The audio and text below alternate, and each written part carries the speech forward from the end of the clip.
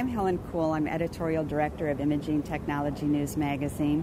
I'm here at the 2011 AAPM meeting, and I'm speaking with Tony Seibert, who is a professor in the Department of Radiology at UC Davis Medical Center in Sacramento, California. And he's going to tell us a little bit about what's going on at the show, what the hot topics are, and what some of the initiatives at AAPM are, and what he expects to see that's of importance to the industry in the coming year. Thank you, Helen. I'm president of the American Association of Physicists in Medicine, over 7,000 members who are medical physicists that partake in various aspects of delivering patient care through medical physics. In this endeavor, what we try to do is ensure appropriate patient safety through the use of physics to ensure that we can deliver safe radiation doses to patients in both therapy and reduced dose in imaging, so that the delivery of patient care is made to the best extent possible. And we as medical physicists play a very important role in the delivery of this type of patient care.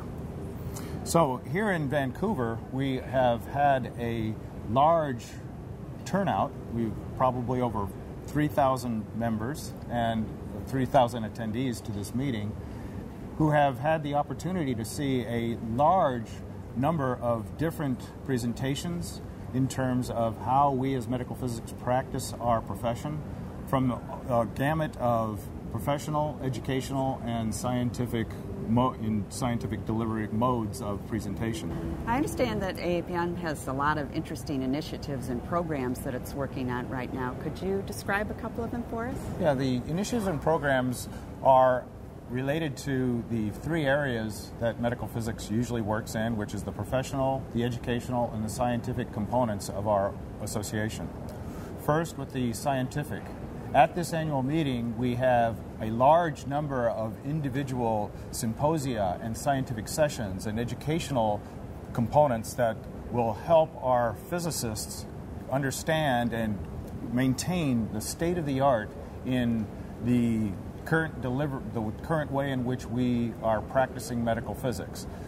Continuing education and looking at the issues related to how we can safely deliver ionizing radiation and radiation therapy, and how we can do that also in reducing dose for imaging devices in advanced imaging technologies such as CT and PET, positron emission tomography, are areas that we have talked about considerably at this particular annual meeting.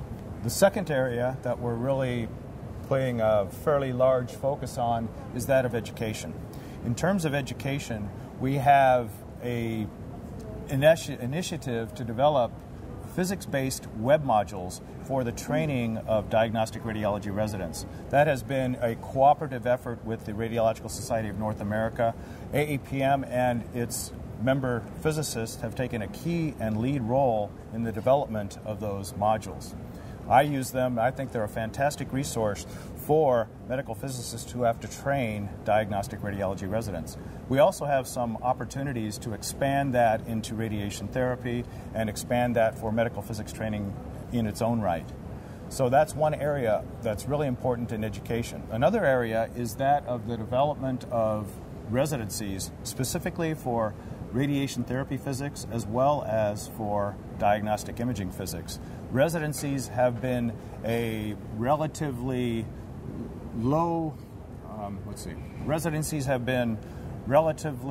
relatively new thing that we've been trying to develop, and it's going to be required so that in the year 2014, anybody that is going to be able to take a certification board exam will have to have gone through a medical physics residency.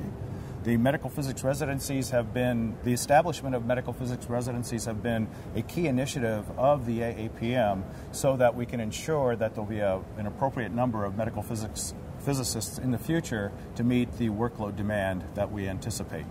The third area that is really an emphasis in this meeting is that of professional activities. Professional activities concern the way in which we develop practice guidelines. That's one new initiative of the AAPM that we want to begin in the near future so that we can provide necessary information so that appropriate quality control of advanced therapy and advanced imaging equipment can be undertaken in a well-prescribed manner.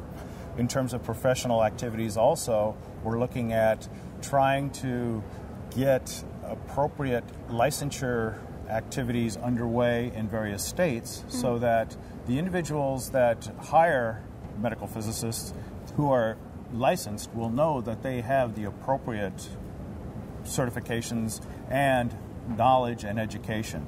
We've developed what we call a qualified medical physicist registry. This is an area that we have worked on with the certification bodies such as the RSNA and the other certification bodies that allow the states to determine who is a qualified medical physicist. And that undertaking has really provided the AAPM a way in which we can deliver that information to the states in a really cost-effective and useful way so that they can identify the individuals that are truly qualified as medical physicists.